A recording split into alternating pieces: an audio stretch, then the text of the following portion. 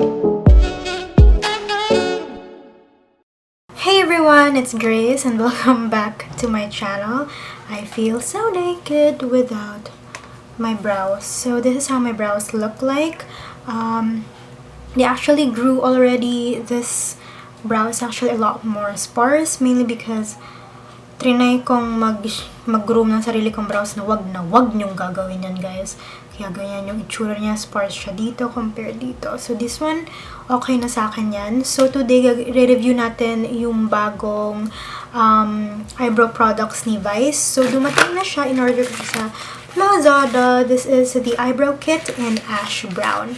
So excited ako dito lalo sa pencil. Yung pencil is 195 pesos.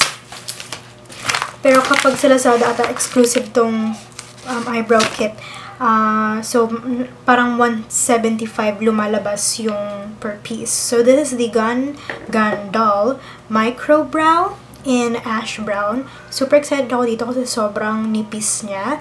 This one has 0.10 grams. Tapos ito naman yung volumizing brow gel. This one has 5 ml. So excited ako dito, pero nung nakita ko to, medyo natakot ako.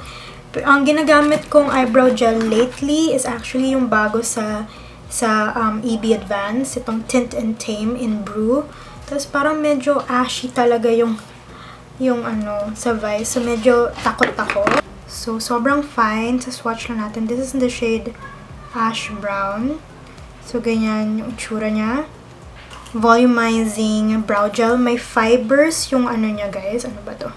May fibers yung kanyang brow gel. Yan. So, medyo may pagka-moussey yung itsura niya. Pero, I'm scared. Parang sobrang ashy niya. Okay, guys. So, i-groom mo natin ang ating kilayski. Gusto ko yung manipis yung kanyang spoolie. Magsisimula ako sa brow na to kasi mas madali itong i-fill in kasi walang kailangang masyadong mangyari. So, ang nakikita ko na magugustuhan ko dito kasi super fine nung tip. It can easily mimic yung eyebrow strokes. So, usually guys, kapag nag-fill ako ng brows ko, hindi ko masyadong ginagalaw tong inner part. Talagang sa dulo lang talaga ako nag-fill in para mas natural siyang tignan. So, ganyan na itsura niya, guys. This is the brow na may micro brow. Tapos, ito yung wala. Tapos, yung ginagawa ko dyan, guys, kukuha ako ng angled brush. Ito. Sa Nude pa to from year, I don't know, 2012. I don't know. Nawala na yung spoolie. So, ang ginagawa ko is spread ko siya, guys. Para hindi siya pa rin ganun ka-harsh. Kahit very, na yung microbrow. Tapos, kung ano yung naiiwan dito, yun na yung nilalagay ko sa unahan.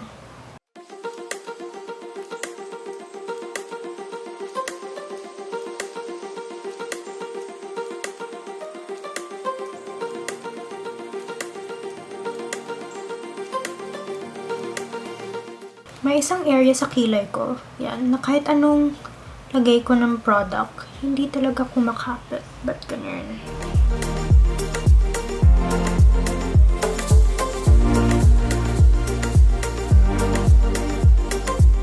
Ayan na guys, ang kilay natin. Before ko gamitin tong volumizing brow gel nila, gusto ko muna gawin yung base makeup ko and I'll get back to you guys. Medyo nag-retouch ako dito kasi mahirap talaga tong kilay na to. Hindi talaga siya nakikisama ever. Kinakabahan ako, kinakabahan ako. Pero mukhang hindi naman siya tulad nung EB Advance kasi tong EB Advance parang brow pomade and brow mascara in one. I think this one talagang brow mascara lang talaga siya.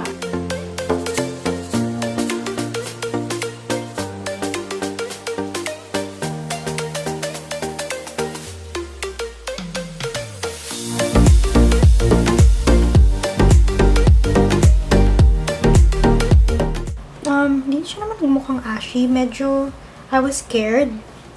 So, actually, pretty flexible siya. Hindi yung sobrang pigmented agad. Hindi rin siya yung type na brow mascara na papalitan yung kulay ng brows nyo. So, yeah. Medyo late na guys. Magdi-dinner na. It is 5:51. And tingnan natin kung magtatagal siya. Hi guys. So, nakauwi na ako. So, 10 o'clock na. And ganyan ang itsura ng kilay ko guys. Sasabihin ko sana yung final thoughts ko ngayon. Pero feeling ko kailangan ko siya gamitin ulit. Para lang makita yung ano talagang tingin ko sa kanya. Actually, gusto ko naman siya. Pero gagamitin ko siya ulit bukas para malaman ko talaga ng bongga. Hey everyone! So, actually, very chill lang ang makeup natin today. Usually, kapag gusto ko ng something chill lang, nagkikilay lang ako. Tapos, nagbe-baby powder lang ako. Actually, ito yung Sabelo. So, kasi kahapon, gusto ko naman yung Vice na eyebrow product. Pero gusto ko siyang gamitin ulit. Just so, alam ko ba talaga, gustong-gusto ko ba talaga to.